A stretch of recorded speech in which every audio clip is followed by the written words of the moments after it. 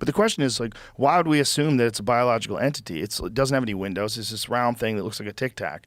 If there is some sort of advanced propulsion system, some revolutionary way of moving through space and time that the U.S. government has developed, in some Black Ops program, that seems very likely impossible. That seems more likely than aliens visiting us. But there's more than one incident, and there's a lot of these things. And the possibility of alien life in the universe, although we've never experienced it, seems rational. It seems very rational. And if you were going to study an emerging civilization that is both primitive and warlike and yet insanely technologically advanced to the point where they have nuclear weapons, they can transmit video through the sky, they have propaganda, they have tracking of their citizens, like that's us. That's us right now. And while we are these territorial primal beings with fucking nuclear weapons, this would be a good time to start exposing yourself. Yes. And to stop this nonsense. Insanity. Yeah. And look, the reason why we named the rooms at our club Fat Man and Little Boy is because in UFO lore, that's when they started showing up. After the detonation of the atomic bombs in Japan, that's when the UFO sightings ramped up. And they ramped up mostly in the U.S., right? Yes. So that's interesting because the U.S. was the nuclear power. So. And we were the one who was doing a lot of fucking testing. Yeah. And also we have all these military bases. Who the fuck has more military bases than us? No one. Who has more nuclear weapons pointed at other people than us? We have them all over the place. And there's all these multiple sightings and eyewitness accounts of like very credible people who say these things have hovered over military bases. It'd be pretty cool if these aliens were benevolent overlords and they were like, hey, my children. Yeah. Or maybe even so advanced intellectually that the concept of an overlord is preposterous and they're just biological management. There's just the gardeners tending to make sure the weeds don't get out of hand and just like let this process continue to play itself out. Because this process of technological innovation it's the everything that humans do. Yeah. It's what we do at the pinnacle of our creation is we make better technology. Well, I always wonder about fractals and whether or not like this idea of this being a simulation, this being, like we are kind of replicating, we are creating machines and doing our best to create them in our own image, right? Yes. And that's interesting. That's because the mythologies that we subscribe to are the idea that this God that we pray to made us in his image. Right. And we're doing the same thing now with robots and computers. And that's an interesting thing that we seem to have this sort of paradigm, this idea that's the scaffolding for the way we think, right? And to what end? And why are we doing that? Maybe it's the creation and has it of already a new happened? life form. But has it already happened? Are we the result of that impulse that happened a long time ago? I think we are the shit-throwing chimps that are going to become the nuclear physicists. That's what we are the shit-throwing chimps from 2001 that become Oppenheimer. Yeah. Yeah, and then I think this thing that we become is integrated with technology. It's probably some sort of a hybrid. It's some sort of a cyborg. That's wild. Because I think we're already like on the verge of merging. All this talk of like Neuralink and all these various things. We watched this video the other day of this guy who was Googling questions and getting answers in his head with his headpiece on that thing. Yeah. Yeah. That's so crazy. Incredible. Right? So how long before that is like that's Pong? I know. But that's... And then you have the Unreal 4 engine in 2023 that looks like a movie. No. Like how long before that technology gets to the point where it's just supremely advanced and we literally are like gods? But my question really is also the idea that that's engineering, right? That's a tool. It's innovation. But there's engineering. So there are two aspects to it. One is getting information faster and stuff, which doesn't get you closer to truth, but it gets you information faster. There are endless facts. But more importantly, I always wonder, like, why we are given this. I really believe that human potential is pretty much infinite. Whatever you can imagine and beyond, we can do. And we are doing. We seem to be doing this. Like, think about how crazy that is. I can wear a headset and I can do things with my mind and look up the answer. Yeah. That's insane. That's magic. It's crazier than magic. But there's a way to measure that and quantify that and replicate that. So it's not magic. I can do it and I can tell you exactly how I get there, which is even crazier. So what is that leading us to? It is nudging us closer. It's like I think it's very significant that we're getting a better understanding of what it's like to be someone else.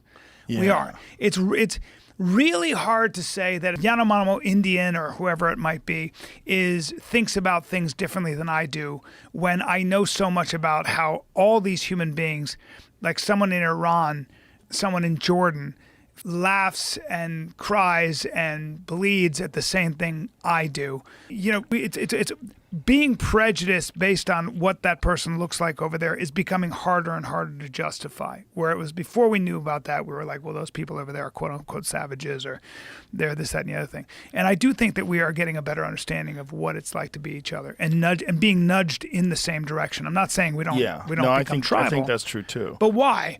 And it's interesting to think about where that's leading us to what understanding, and then when we have that understanding, what are we going to do about that? Right, and are we going to pull it together? And are the aliens here to make sure that we don't fuck it up? Yeah. That's the beautiful idea. The terrible idea is that it's all us. And then it's all a big ruse, and it's all just drones that we're doing because we don't want China and Russia to know about it. But we have insane propulsion systems that operate on gravity, and yeah, I think it is. But I hate to tell you, it seems like both. It seems like us, and it also seems like there's some shit that we just don't understand. And I don't know if those people are telling the truth. Because if the people that are telling the truth that there's biological entities, and this is what Jackie Gleason said that Nixon told him, and Nixon took him on they were drinking. You know that famous story? No. Who knows if it's true? It's a legend. But the legend is that Jackie Gleason and Nixon were drinking, and that Nixon said, "You want to see some fucking aliens?" And they get on Air Force One, and they fly to some Air Force base, and they go to a place where they have a crashed UFO, and they have biological beings that are in freezers. And Jackie Gleason sees this. And Jackie Gleason, after that, has a house built in upstate New York that looks like a UFO. He became obsessed with UFOs after that. There was a house, it was actually for sale at one point in time. Yeah, so he has this house that he had shaped like a UFO.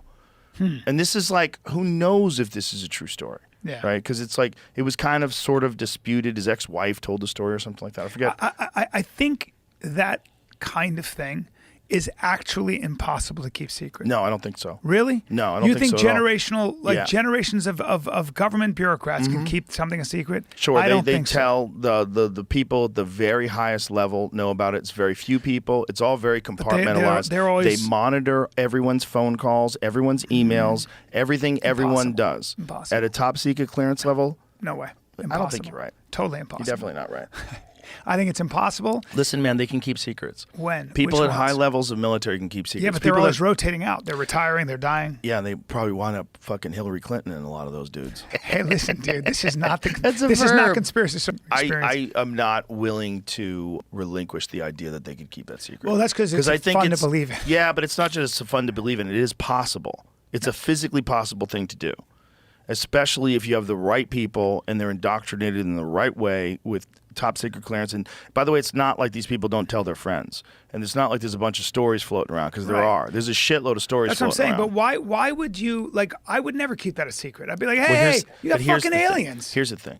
When you have senators and congressmen who find out about this, and they find out that military contractors are the ones who have access to this stuff, because the back engineering program has to involve someone who has the capability of recreating this. So who would that be? That would be the people that make jets. If you got someone who's making you a stealth bomber, and you have a crashed UFO, those are the people that you want discussing like what kind of things you've recovered from a fucking alien crash, and can this be replicated? No, here's the problem with your I mean, whole don't theory. you know me, motherfucker? Because Listen, you don't man, know. You might be This wrong. is your wrong. No. No, no, no. This is Don't say you're wrong this is because the you don't problem. know that This I'm is the wrong. problem with your theory. Ready? Okay, go ahead. I'm sorry, and I love that you want to believe in this, and so do I, but here's the problem. Okay. There's no law. There's no written law that says I'm not allowed to talk about aliens. And I mean at the top levels of clearance, like the most secret level. There is no world where if I'm a government official and I take a bunch of pictures and I come before Congress and I go, here's my evidence, I'm blowing the whistle, There are real aliens. You don't think they would go after you for I'd never go to jail. violating your top secret clearance? No, because it's not violating my top secret clearance. But it would be. Nope. I don't Because think you're right. I'd never go to jail for that. Because I'd be like, you're going to put me in jail for exposing what everybody wants to know? The whole world would be like, holy shit, you guys kept But this a that's secret? assuming that you have access to that material to extract There are enough it people who from would. wherever maybe not. Maybe those are the kind of people that wouldn't do that, Brian. Listen, You my fucking friend. communist. I don't like the way you think. I'm shredding your UFO No, theories. you're not. Listen, You think you are, but you- you're just using these establishment. you're allowed to talk points. about You UFOs and sound you like never your get in dad. trouble. You sound like your dad. Come on, man. First, tell You're me a Andy CIA Schultz will beat me up. stooge. You're a CIA I'll call my dad stooge, right now. And you're in here spreading propaganda to the faithful listeners. Listen to of me. this Listen to me. There are no aliens, and if there are, we'd know about it because it's If not there is, you're against going to the come law. back on dressed like a clown. Agreed? Agreed. That's my bets I'm making with everybody now. I'll dress If they up lose, like you a gotta dress clown. like a clown. I'll do it. Please tell people your credentials, what your background is. Sure. So, my name is Ryan Graves. I have an engineering degree, mechanical and aerospace engineering. I promptly left doing that to go fly F-18s for the Navy as soon as I graduated college. Did that for about a decade, both operationally in combat as well as in an instructor role, teaching the new students. And, we did witness something while we were flying in our jets, but, we were doing it we witnessed it in the context of our just everyday flying in our missions. And what year was it that you witnessed this? So we started seeing these in 2014 was the earliest that I know. 2013, late 2013, early 2014. And could you describe what was the very first experience? Yeah, so for me personally, the experience was simply just flying out to the area like I would any other day. And instead of seeing an empty airspace with just my wing person or another squadron doing something a different block, there were all of a sudden a lot of different radar contacts, which is immediately a problem because, we could be hitting one of those or someone working in our area. And this was happening because we upgraded our radar the best we could tell. We were in a earlier radar called the APG-73, and we had come back from deployment. We entered a maintenance phase, it's called. We kind of do a little bit less flying, upgrade the jets if we need to, do any long-lasting maintenance. And we upgraded to the APG-79, which was a much better radar. And what is the difference in the capabilities of the upgraded radar system versus the original system? Mm-hmm.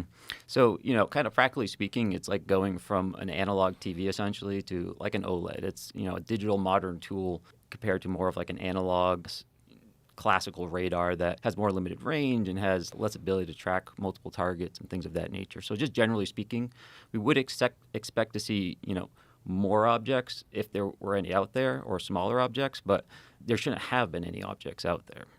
And so how far offshore are you when this is all going down? Our working areas start about 10 miles off the coast, and then it goes out, 100 or 250 miles or so, though we don't usually use those far eastern areas. But we would only see them over the water. So they would really only be in our working areas, maybe slightly, in between the working area and land, but never over the land. Sometimes over the bays that are in the area that are quite large, but never just kind of zooming west over land or anything like that. And is this restricted airspace? It's not. So that's a tricky question. For us operating in a military operating area, it is not restricted in the sense that you have to be, there's only one person allowed in there. You could have these little Cessnas kind of bumbling in there, but they would get called out pretty quick, both from the kind of air traffic control agency that's working out there, as well as the F-18s and the other aircraft that may be working out there. But in a broader sense, when we look at it in relation to our air defense identification zone, which is essentially a band of airspace that surrounds our entire country, if your flight path originates over the water outside of that ADIZ and you proceed into that ADIZ, into our controlled airspace, then you do have to essentially have permission to enter that airspace. It's not a restricted airspace like a traditional bombing range, but it is protected airspace. It's our coastal air. So you have this upgraded radar system, and what are you detecting?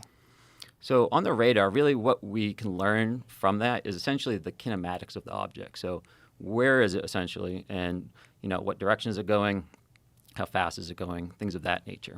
We can't necessarily make out the shape or things of that nature. So it's a representation. It's like a block on our screen to show that information.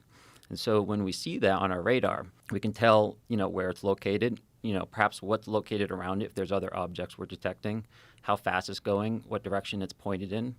what direction it's traveling in. So we call that velocity vector. So if we see this essentially little circle, have a tail coming off of it. And that tail kind of represents the nose of the vehicle, at least as its flight path is going. And so with that, we would typically see an aircraft just kind of trudging along with a straight line, taking occasional turns. But these objects had a little bit more of a, I don't want to say random, but less controlled flight path. That velocity vector would kind of jump around a bit more. They would not proceed in like a perfectly straight line as you would imagine like a flight navigation computer would take you, right? It takes you from A to B in the straightest line possible. These objects seem to kind of be moving in a direction that was not a straight line, but generally proceeding in a direction. And so they would kind of be meandering slightly, but moving in that general direction, both three-dimensionally and horizontally. So winding around, going up, going down. Mm-hmm. So they're not on a flat plane, and they're not going in a straight line. So I don't want to draw too many firm statements like that because we would see them being flat too. We'd see them perfectly stationary up there, regardless of the wind. Really? Yep. Wow. So what kind of wind are you talking about? Oh, gosh. I mean, at altitude, you can have anywhere up to 100, 120 knots of airspeed. What is that in miles per hour? It's about 100, 130, 140 miles an hour. So they're completely stationary with 140 mile an hour wind. Correct. How would something do that? It's confusing to me as well. Even if we had something that could just burn that much energy, right? Like if you had a sphere surrounded by little rockets, right? Just imagining something right now. Okay. And if you wanted to keep that perfectly stationary, right, against gravity, you could just fire all the rockets at the bottom really fast and hopefully keep it flat, right? Right. It's going to have tiny little variations. And then if you have wind hitting it and all this, you could potentially have those rockets try to counter it, but it would never be perfectly still in winds like that. Because the wind's not perfectly still either, right? Exactly. It changes and varies. It does. So it's almost like it's the wind. It's not even really fighting the wind, it seems. It just seems like it's just there in a way. Wow. So the first time you see these things, what are your thoughts? Yeah, the first time really was, well, what is this, right? It's not a UFO or something mysterious at this point. It's at what we're thinking at this point we see on the radar is just, well, our radar is broken, right? These perhaps don't represent physical objects yet because we hadn't, visually seen these or seen them on our camera yet. And so, we kind of like, hey, what's going on here? Is anyone else seeing this kind of thing? But not really like investigating it, right? It's just kind of like, all right, there was stuff out there, but maybe next time we'll take a look. But the way our systems work, when we have all these contacts on our radar, and if we kind of just select one out with our little cursor there, all our sensors go to it. Our FLIR goes to it, which is our camera system. All our weapons, they have like their own little eyes in some sense, and they all look in that direction. And so eventually, someone had one of these selected and flew close enough so that as they look at their FLIR system, their camera, they could see something that was at the spot represented on the radar, right? So there was something there. So they were seeing it visually with their own eyes? Not at this point, just on the FLIR system. The FLIR system. And so it's a regular camera and also an infrared camera. And so typically we'll roll around in infrared just because it returns a better image typically. So yeah, it didn't look like an object they were seeing on the FLIR. It just looked like a source of IR energy in a sense, almost as if someone was shining a flashlight. But something had to be there to be reflecting that energy or creating it.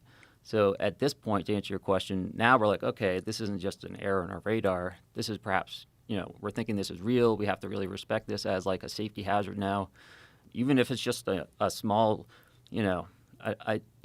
however small ribbon of tinfoil, right? Like that suck down the engine can still take out an aircraft, right? So we have to be very respectful of that. Like a Mylar balloon type thing? Potentially, right? Yeah. But how fast are these things going? So sometimes stationary, right? Sometimes they would be going around 0.6 to 0.8 Mach, which is at altitude about, 240 to maybe 330 knots, around there. So somewhere in the range of an airplane. Yeah, a fighter aircraft would be kind of flying around at those airspeeds, except sometimes they would be perfectly stationary as well. Right. So it's not exhibiting any sort of patterns that you've recognized in the past. No, they have actually. So, but with the stationary, no, right? Correct. With the stationary, no. With the meandering kind of flight path, no. But I would also see them essentially fly what we call a racetrack pattern. And essentially what that means is they fly in a straight path, and then they do like a 180-degree turn in a certain direction. Then they fly a straight path, then turn again. So that's what we call a racetrack pattern as opposed to a circular holding pattern. We did witness racetrack patterns. In fact, I think there's been some cases off the West Coast just the past couple of weeks where people have also been observing objects flying in racetrack patterns, high at altitude with lights. So I do recognize that behavior, but I don't necessarily think that means we have to attribute it to normal behavior necessarily. That type of flight path is important because it's a very efficient way to fly, right? If you have to maintain the position in a certain area, you want to minimize how much you're turning. Because anytime you're turning in an aircraft, you're using more energy than if you were just flying straight and level. And so by having that racetrack pattern, it's an efficient way of holding in a position by maximizing straight and level time and minimizing your turn time. And how long would these things stay up there for? So from our experience, and again, we weren't studying these, but they were always out there. They were Always. out there when we took off, we'd see them, and then we go to land, they would still be out there. Like every day? Every day. Every day. Every day. So you guys go from not having any idea that these things are out there to an upgraded radar system to seeing them every day. Yeah. What is the thought? Like, how are you feeling when these, is there an evolution of the thought pattern of how you're addressing these things and thinking about them? Initially, you're thinking they're errors. When do you start getting a thought that, what the fuck is this thing? Yeah. So that happened when we visually saw one. And the first time we visually saw one, the object was directly at what we call the entry point of the area. So, that box that I told you about in the sky that starts 10 miles off the coast, there's a particular GPS, location and altitude where incoming traffic will fly in and outbound traffic will fly in the exact same spot, but will fly out 1,000 feet lower. There were 2 aircraft from my squadron, VFA-11, and they flew, took off as a flight of 2. That means they're essentially flying in a formation like this. And as they hit the area, one of these objects went right between the aircraft.